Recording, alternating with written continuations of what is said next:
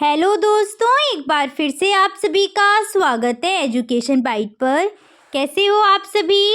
मुझे उम्मीद है कि आप सभी एकदम बढ़िया होंगे। आपके जो डीएलएड सेकेंड सेमेस्टर की मैं मैथ्स की क्लास ले रही थी, उसमें मैंने जो आपको लास्ट में टॉपिक कराया था वो था आपका रैखिक समीकरण, और उससे बनने वाले जो आयु संबंधी क्वेश्चंस थे वो मैंने आपको कल करा दिए थे। आज जो मैं आपका टॉपिक शुरू करने जा रही हूँ ये आपका नया टॉपिक है, और जो है आपका क्षेत्रफल यानी कि एरिया। दोनों ही आपके सेमेस्टर में दिए गए हैं, क्षेत्रफल भी दिया है और इस बार आयतन भी दिया गया है, किसका? घन और घनाभ का। ठीक है, तो शुरू करते हैं हम एरिया से। जो एरिया आपको यहाँ फाइंड करना होगा वो रहेगा ट्राइंगल का, स्क्वायर का, रेक्टेंगल का, साथ साथ आपका वृत्त जो है यानी कि सर्कल, उसका एरिया, सभी का एरिया रहेगा। तो सबसे पहले तो हम त्रिभुज से ही शुरू करेंगे। त्रिभुज है क्या, तो उससे पहले हम कुछ चीज़ें देख लेते हैं त्रिभुज के ही बारे में।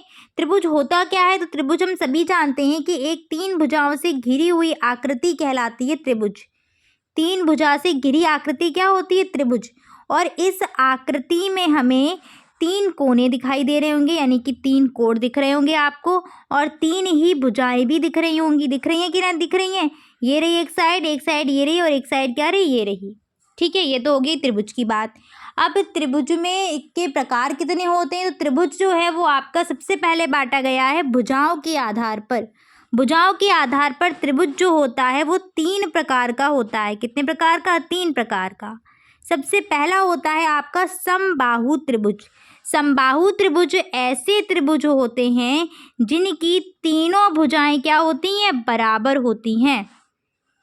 अगर ये 3 सेंटीमीटर है तो ये भी 3 सेंटीमीटर होगी, और ये भी 3 सेंटीमीटर होगी। यानी कि समबाहु त्रिभुज है क्या? तो समबाहु त्रिभुज एक ऐसा त्रिभुज है जिसकी तीनों भुजा बराबर। तीनों भुजा बराबर, तो त्रिभुज क्या हमारा हो जाएगा? समबाहु त्रिभुज। नेक्स्ट है आपका समद्विबाहु त्रिभुज। नाम से ही स्पष्ट हो रहा होगा, समद्विबाहु का मतलब क्या है यहाँ पर? जिसकी केवल और केवल 2 भुजाएं समान हो। कितनी भुजाएं? 2 भुजाएं। ये अगर 3 दी है तो ये 3 दी है, और ये कितनी है? 4 सेंटीमीटर। कुछ भी हो सकती है, भुजाएं कुछ भी हो सकती है, बट याद रखना है कि 2 भुजाएं समान होंगी और एक असमान होगी। यानी कि समद्विबाहु त्रिभुज ऐसे त्रिभुज होते हैं जिसमें 2 भुजाएं कैसी होती हैं? बराबर होती हैं। क्लियर? अब बात आती है विषम बाहु त्रिभुज की। तो विषम बाहु त्रिभुज ऐसे त्रिभुज होते हैं जिनकी तीनों भुजाएं कैसी होती हैं? असमान होती हैं। ये अगर 3, ये हमने 4 ले ली और ये 5 ले ली, तो देख पा रहे हैं कि तीनों भुजाएं क्या है? अलग अलग हैं। तो विषम बाहु ऐसे त्रिभुज हैं जिसकी तीनों भुजा असमान या फिर अलग अलग, तीनों भुजा असमान होंगी, तो त्रिभुज हमारा हो जाएगा क्या? विषम बाहु त्रिभुज। आगे बढ़ते हैं। अब है कोणों के आधार पर। तो कोणों के आधार पर भी त्रिभुजों के 3 प्रकार होते हैं। कितने प्रकार होते हैं त्रिभुज के? 3 प्रकार होते हैं। सबसे पहला त्रिभुज होता है न्यून कोण त्रिभुज। न्यून कोण त्रिभुज क्या होते हैं? न्यून कोण त्रिभुज एक ऐसा त्रिभुज होता है जिसके तीनों कोण कैसे हों? न्यून कोण हों। ऐसा त्रिभुज जिसके 3 कोण, जो भी कोण दिए गए हैं यानी कि सभी कोण, तीनों कोण कैसे हों? न्यून कोण होंगे, तो वो हमारा कहलाता है न्यून कोण त्रिभुज। और न्यून कोण भाई होते क्या है?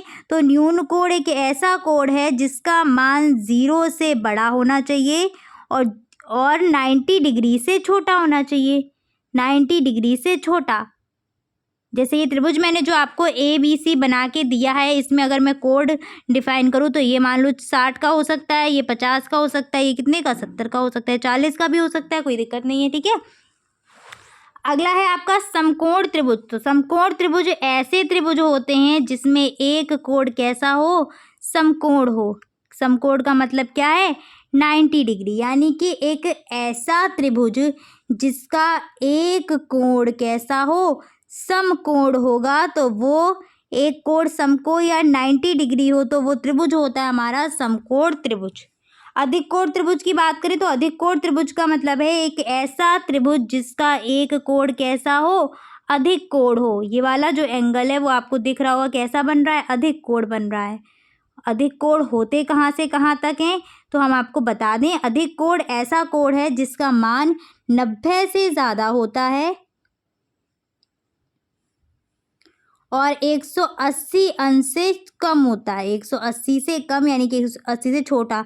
तो जैसे आपका 110 डिग्री हो सकता है, यहाँ पर 120, 150 कुछ भी हो सकता है, तो वो त्रिभुज क्या बन जाएगा हमारा, अधिक कोण त्रिभुज। ठीक है, अब आते हैं हम किस पर, क्षेत्रफल पर। और सबसे पहले क्षेत्रफल हमें किसका देखना है, ट्राइंगल का ही देखना है।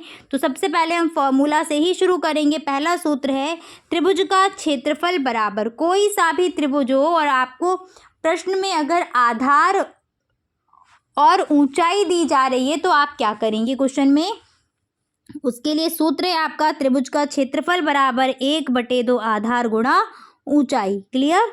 प्रश्न में अगर आपको आधार और ऊंचाई दोनों दी गई हैं कि मान लीजिए ऐसे बोला है कि एक कोई त्रिभुज है जिसका आधार 3 सेंटीमीटर है और ऊंचाई उसकी 4 सेंटीमीटर है, तो क्या करना है, त्रिभुज का क्षेत्रफल निकालना है। तो सीधे सीधे फॉर्मूला लगाइए कि त्रिभुज का क्षेत्रफल बराबर 1/2 आधार गुणा ऊंचाई। मोस्ट इंपॉर्टेंट फॉर्मूला है, आधे से ज़्यादा क्वेश्चन इसी पर आधारित हैं आपके। नेक्स्ट है आपका समकोण त्रिभुज। समकोण त्रिभुज का क्षेत्रफल बराबर होता है 1/2 आधार गुणा ऊंचाई। समकोण त्रिभुज कुछ इस तरीके का आपका दिखने में होता है। क्वेश्चन में आपसे दे दिया जाता है कि एक समकोण त्रिभुज है, उसका लंब, ये मान लीजिए लंब दे दिया आपको और आधार दे दिया गया है प्रश्न में, और आपसे पूछा जाए कि समकोण त्रिभुज का क्षेत्रफल बताइए। तो फॉर्मूला क्या लगाओगे, समकोण त्रिभुज का क्षेत्रफल बराबर 1/2 आधार और ऊंचाई जो यहाँ h है, इस ऊंचाई की जगह क्या रखना होगा आपको, लंब रखना होगा। जो लंब दिया गया होगा प्रश्न में वही लंब यहाँ पर रख दिया जाता है। ठीक है, अब आते हैं त्रिभुज का अर्ध परिमाप। परिमाप का मतलब क्या होता है पता है, अगर नहीं पता है तो मैं इसको भी क्लियर कर दूं। परिमाप का मतलब होता है कि जैसे मान लीजिए हमारे पास कोई भी आकृति है, कि कोई भी आकृति ले सकते हो।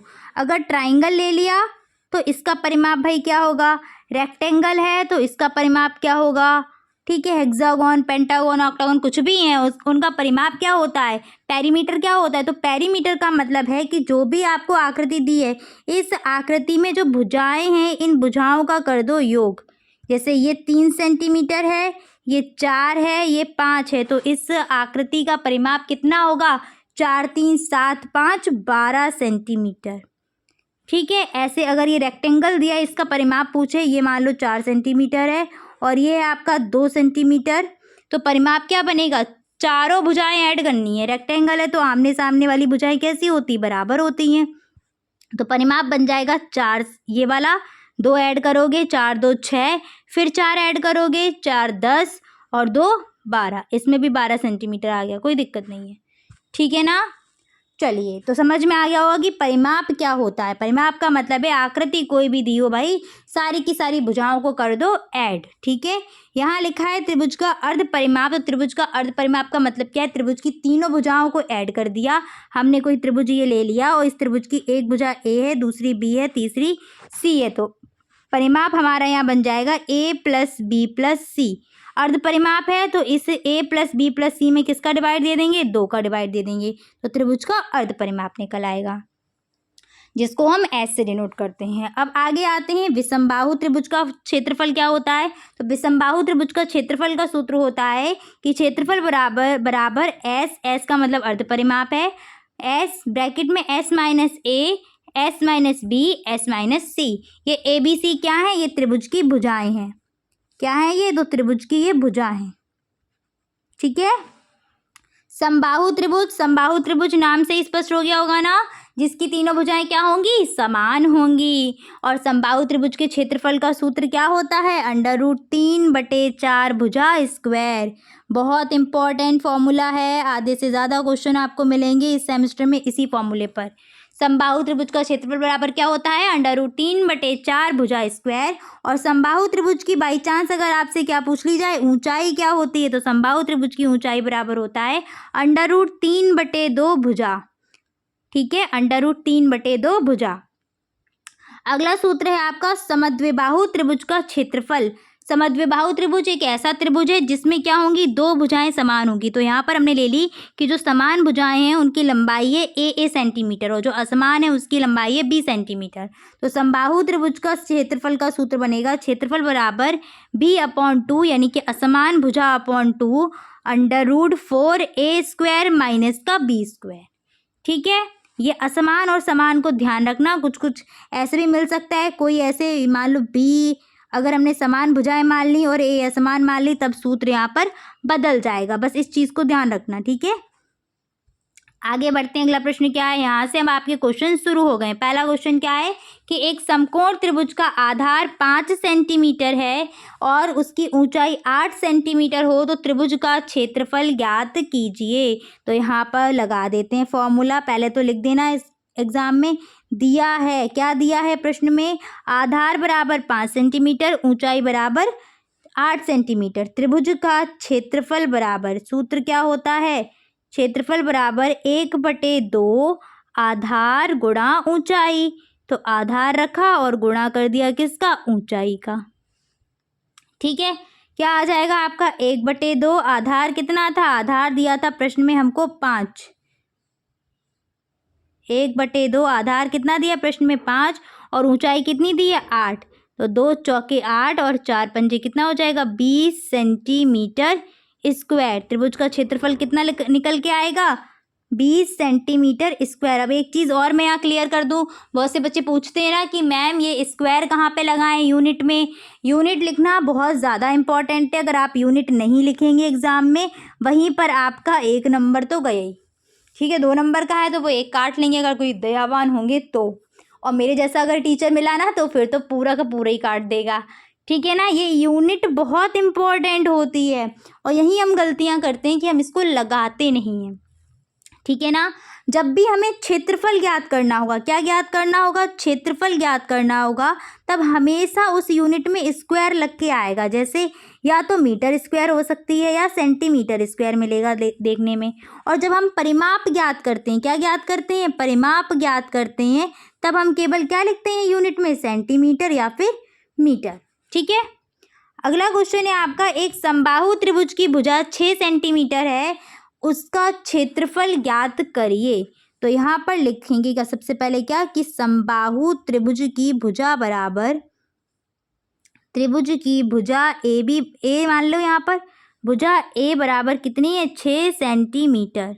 अब आते हैं किस पर, फॉर्मूले पर। क्या सूत्र होता है, तो समबाहु त्रिभुज का क्षेत्रफल बराबर, यहाँ पर समबाहु भी लिख लेना, समबाहु त्रिभुज का क्षेत्रफल बराबर होता है √3/4 भुजा स्क्वायर यानी कि ए स्क्वायर।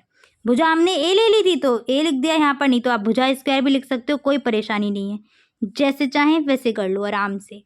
ठीक है, मान रख दो, भुजा कितनी है 6 है तो √3/4 गुणा 6 का स्क्वायर, मान आ जाएगा √3/4 गुणा 6×6 = 36, काट दो, 4 एकम 4, 4 निम 36, तो आंसर आ जाएगा 9/3 सेंटीमीटर स्क्वायर।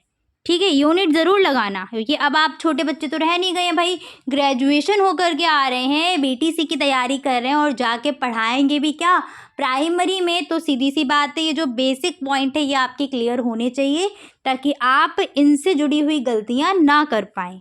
ठीक है ना, समझ में आ रही है ना चीज़ें। जो भी डाउट रहा करें वो कमेंट में पूछ लिया करो, और जो क्वेश्चन मैं आपको देती हूँ एक बार उनका आंसर भी टाइप करके बता दिया करो, ताकि मुझे पता चलता रहे कि आप लोग क्वेश्चन को सॉल्व कर भी रहे हैं या नहीं कर रहे हैं।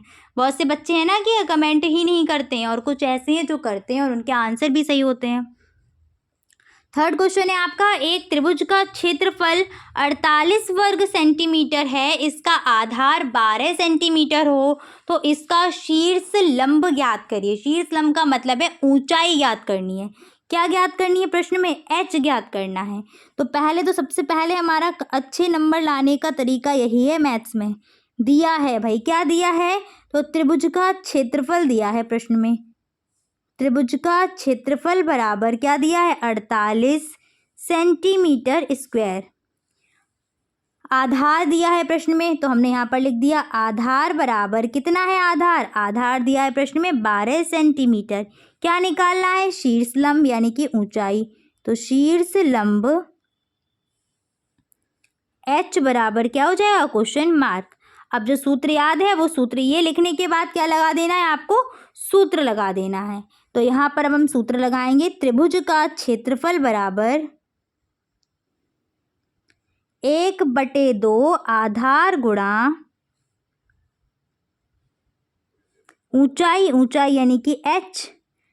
क्षेत्रफल कितना दिया था प्रश्न में, क्षेत्रफल दिया था 48 मल्टीप्लाई 1/2 आधार कितना दिया था, 12 दिया था, और h का h 2 से डिवाइड कर दो, 2 एकम 2, 2 छिंग 12, 6 को पक्षांतर कर दो, 6 उधर गुणा में है ना, चाहे तो एक स्टेप और बढ़ा दूं, 48 बराबर 6 गुणा h। 6 को पक्षांतर करेंगे तो आ जाएगा 48/6 बराबर h। काट दो, 6 एकम 6 और 6 अट्ठे 48। तो यहाँ पर आपका h बराबर निकल के आ जाएगा 8 सेंटीमीटर। शीर्ष लंब की लंबाई कितनी निकल के आई है, 8 सेंटीमीटर। आगे सभी की, आगे क्वेश्चन क्या है आपका, एक समबाहु त्रिभुज की भुजा की लंबाई 10 सेंटीमीटर है तो उसकी ऊंचाई ज्ञात करिए। समबाहु त्रिभुज की भुजा की लंबाई दी है, तो यहाँ पर लिखेंगे समबाहु त्रिभुज की भुजा बराबर कितना दिया है, 10 सेंटीमीटर।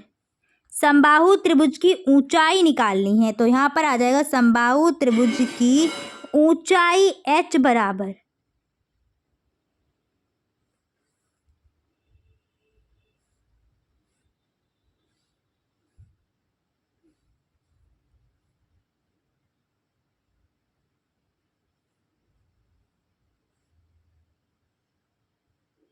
ऊंचाई का सूत्र क्या होता है, ऊंचाई बराबर हम जानते हैं √3/2 भुजा। मान रख दीजिए, तो यहाँ पर आ जाएगा h बराबर √3/2 भुजा है कितनी, भुजा थी 10 सेंटीमीटर, 2 से काटा, 2 एकम 2, 2 पंजे 10। तो यहाँ से आपका h का मान कितना निकल आया, h बराबर 5/√3, वो भी क्या, सेंटीमीटर। ठीक है, ऊंचाई है, ऊंचाई एक ही, लंबाई तो ये एक तरीके से, लंबाई का मात्रक क्या होता है, सेंटीमीटर। यहाँ स्क्वायर नहीं लगेगा, स्क्वायर केबल और केबल कहाँ लगेगा, जब हम क्षेत्रफल निकाल के रखेंगे तब लास्ट में जो यूनिट आएगी उसमें चुपचाप से क्या लगा देना है, स्क्वायर लगा देना है। अगला क्वेश्चन है आपका, एक त्रिभुज का क्षेत्रफल 48 वर्ग सेंटीमीटर हो और उसकी ऊंचाई 8 सेंटीमीटर हो तो त्रिभुज का आधार क्या होगा, बताइए क्या निकल के आएगा। तो प्रश्न में आप वो सारी चीज़ें तो लिख ही लेंगे, त्रिभुज का क्षेत्रफल वगैरह, नहीं तो मैं यहाँ लिख दूँ त्रिभुज का क्षेत्रफल बराबर 48 वर्ग सेंटीमीटर यानी कि 48 सेंटीमीटर स्क्वायर। त्रिभुज की ऊंचाई यानी कि h भी दिया है, h कितना है, 8 सेंटीमीटर। आधार ज्ञात करना है, तो यहाँ पर हम सूत्र लगाएंगे, त्रिभुज का क्षेत्रफल बराबर क्या होता है, त्रिभुज का क्षेत्रफल सबसे पहला फॉर्मूला ही यूज हो रहा है यहाँ पर, 1/2 आधार गुणा ऊंचाई।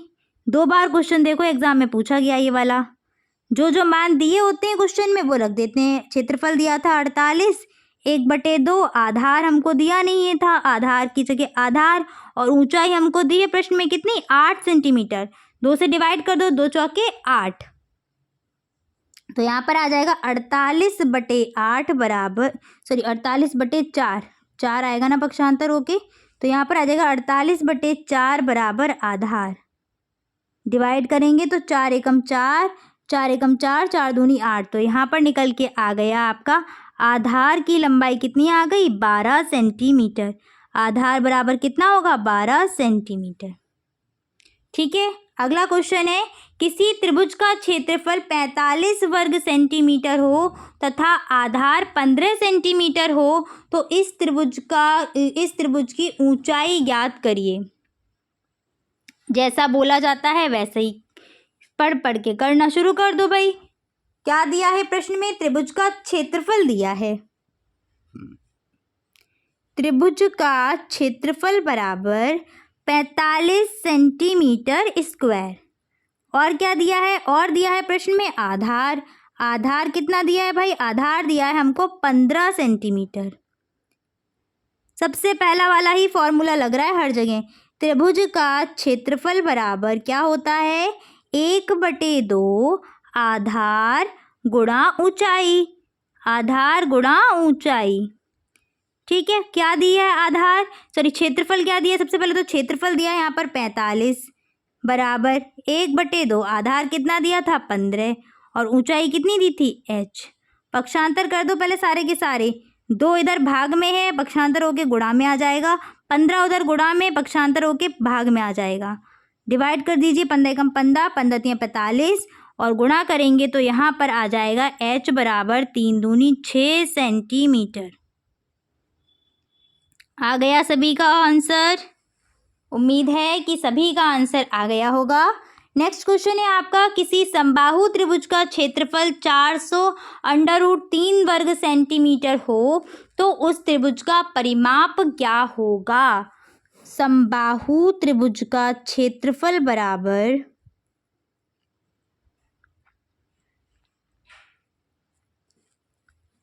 क्या होता है? सूत्र √3/4 भुजा स्क्वायर, यही तो फॉर्मूला होता है। प्रश्न में हमको क्षेत्रफल ऑलरेडी दिया है, कितना? 400√3। कितना दिया है? 400√3 दिया है, तो बस हम इसी को उठाकर रख देंगे यहाँ पर। आ जाएगा 400√3 बराबर √3/4 भुजा स्क्वायर। ठीक है, पक्षांतर करेंगे तो आपका आ जाएगा 400√3। 4 भाग में है तो गुणा में आ जाएगा, और √3 उधर गुणा में है तो भाग में आ जाएगा। √3 से √3 हो जाएंगे कैंसिल, और यहाँ आ जाएगा भुजा स्क्वायर। मल्टीप्लाई कर दो तो यहाँ पर हो जाएगा 4 चौके 1600 भुजा स्क्वायर। तो यहाँ से निकल आएगा √1600 बराबर भुजा। तो एक भुजा की लंबाई कितनी निकल के आ जाएगी? दिस इम्प्लाइज भुजा बराबर, यानी कि ए बराबर 400 सेंटीमीटर। सॉरी 400 कह रही हूँ, 40 सेंटीमीटर। कितने? 40 सेंटीमीटर भुजा निकल आई है। अब आराम से परिमाप निकाल लोगे। समबाहु त्रिभुज है ना, समबाहु त्रिभुज की खासियत होती है, अगर एक भुजा 40 है तो ये भी 40 होगी, और ये भी कैसी होगी? 40। और जस्ट मैंने आपको पहले ही बोल दिया था कि त्रिभुज कोई भी हो, चाहे त्रिभुज हो, चाहे आयत हो, कोई भी आकृति हो, परिमाप निकालना होगा तो उन तीनों भुजाओं को क्या कर दो? प्लस प्लस कर दो। 40 + 40 + 40 तो कितनी हो जाएंगी? 120 सेंटीमीटर। परिमाप हमारा निकल के आ जाएगा 120 सेंटीमीटर। ठीक है, यहाँ स्क्वायर विस्क्वायर नहीं लगेगा। जब हम परिमाप निकालते हैं तो वहाँ पर स्क्वायर वगैरह कुछ नहीं निकालते हैं, सीधे सीधे आपका लिख दिया जाता है। ठीक है, आगे बढ़ते हैं। अगला क्वेश्चन क्या है आपका? एक समद्विबाहु त्रिभुज की समान भुजा की लंबाई 5 सेंटीमीटर है व असमान भुजा की लंबाई 6 सेंटीमीटर है। त्रिभुज का परिमाप ज्ञात करें। चलो भाई, पहले तो चित्र बना लीजिए, क्योंकि जब हम चित्र बना लेते हैं ना तो हमारे सारे डाउट क्लियर हो जाएंगे, फिर दिक्कत नहीं होती हमको कुछ भी। एकदम से सारे के सारे आंसर सामने ही लिखे होते हैं।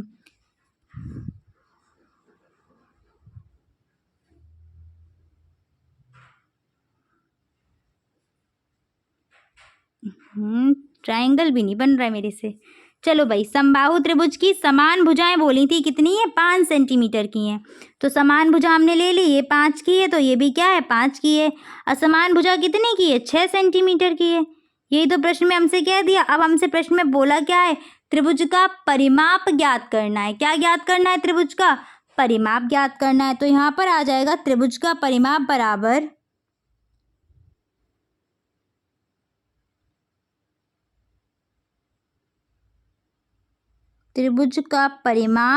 बराबर कितना? तीनों भुजाओं को ऐड कर दो। 5 + 5 + 6 कितना हो जाएगा? 16 सेंटीमीटर। निकल आएगा परिमाप कि नहीं निकल आएगा? क्षेत्रफल भी निकाल सकते हैं इसका सेम उसी फॉर्मूले से। जहाँ पर बी है, मतलब असमान भुजा है, वहाँ असमान भुजा रखना, और जहाँ समान है वहाँ पर समान रख के अपना सॉल्व कर देना। ठीक है, नेक्स्ट क्वेश्चन है आपका, एक समबाहु त्रिभुज की ऊंचाई 6√3 सेंटीमीटर दी गई है। त्रिभुज का क्षेत्रफल ज्ञात कीजिए। तो इस क्वेश्चन का आंसर आप लोग आज मुझे कमेंट सेक्शन में टाइप करोगे। ठीक है, हो जाएगा ना क्वेश्चन?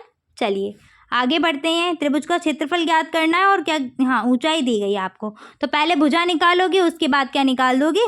क्षेत्रफल निकाल दोगे। उम्मीद है कि क्लास अच्छी लगी होगी और मैंने जो कल आपको क्वेश्चंस दिए थे एक बार मैं उन क्वेश्चंस को सॉल्व करा देती हूँ, ठीक है। कल कुछ बहुत ही कम बच्चों ने आंसर दिए थे, पता नहीं समझ नहीं आया था या क्या प्रॉब्लम थी।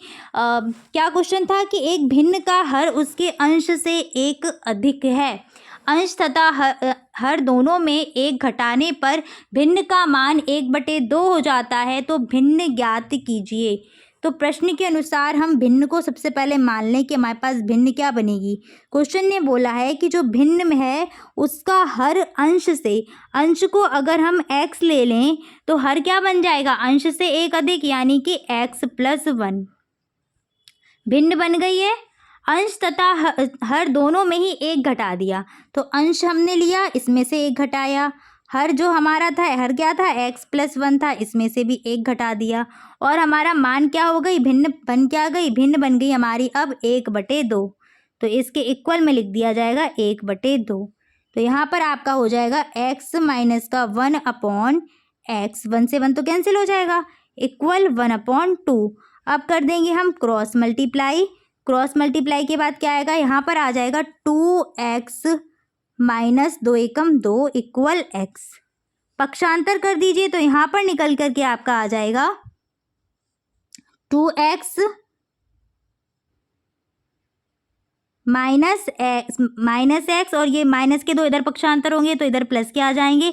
दिस इम्प्लाइज x बराबर निकल के आ जाएगा 2। x की वैल्यू निकल आई है। बस जहाँ पर हमने भिन्न मानी थी, भिन्न क्या मानी थी, ये वाली भिन्न मानी थी ना, x की जगह मान रख दो, कितना, 2 रख दो, तो आपकी भिन्न बन जाएगी 2/2 + 1, यानी कि 2/3 आपकी भिन्न निकल करके आएगी। था आसान, किया ही नहीं है तो कैसे होगा भाई। अगला क्वेश्चन है, एक परिमेय संख्या का अंश उसके हर से 2 कम है। पहली लाइन से ही कर लो। एक परिमेय संख्या जो है, कोई भी परिमेय संख्या हो सकती है या भिन्न यहाँ पर लिख दो, उसका अंश क्या है, अंश हर से 2 कम है। तो हर को हमने माना x, तो अंश बन जाएगा x - 2। अब बोला गया है कि उसके हर और अंश में 1 जोड़ दिया जाए। तो अंश क्या है, x - 2, इसमें 1 जोड़ दिया और हर क्या था, x था, इस x में 1 जोड़ दिया और जो नई संख्या बनी वो कितनी बन गई, 3/4। सॉल्व कर दो तो यहाँ पर आ जाएगा 2 में से 1 गया कितना, -1/x + 1 इक्वल 3/4। क्रॉस मल्टीप्लाई कर देंगे तो आ जाएगा आपका यहाँ 4x - 4 एकम 4 इक्वल 3x + 3 एकम 3। पक्षांतर करेंगे तो 4x - 3x इक्वल 3 और 4 माइनस के इधर आ जाएंगे तो किसके हो जाएंगे, प्लस के 4 हो जाएंगे। तो आंसर आ जाएगा x बराबर 4 3 7। x का मान कितना निकल के आ गया, 7 निकल के आ गया। तो परिमेय संख्या अब बन जाएगी कि नहीं बन जाएगी, x की जगह रख दो 7 - 2/7, यानी कि 5/7 हमारी परिमेय संख्या निकल करके आएगी। ठीक है, चलो फिर भाई आज इतना ही रखेंगे। जो 2 क्वेश्चन मैंने आपको बताया था, एक क्वेश्चन लास्ट में, उसका आंसर आज जरूर टाइप करना। जब तक देखो आप लोग क्वेश्चन नहीं करोगे ना खुद से, तब तक कोई कुछ नहीं कर सकता, ठीक है ना। अगर आप चाहते हैं कि इस बार सेकेंड सेमेस्टर में मैथ्स में बैक ना लगे तो खुद से भी भाई क्वेश्चन करना शुरू कर दीजिए। एक एक क्वेश्चन देती हूँ मैं, उस क्वेश्चन को किया करो और मिलेंगे फिर आपकी अगली क्लास में। क्लास को शेयर जरूर कर देना अपने दोस्तों के साथ। Thanks for watching and please like, share and subscribe my channel. Bye bye. Take care.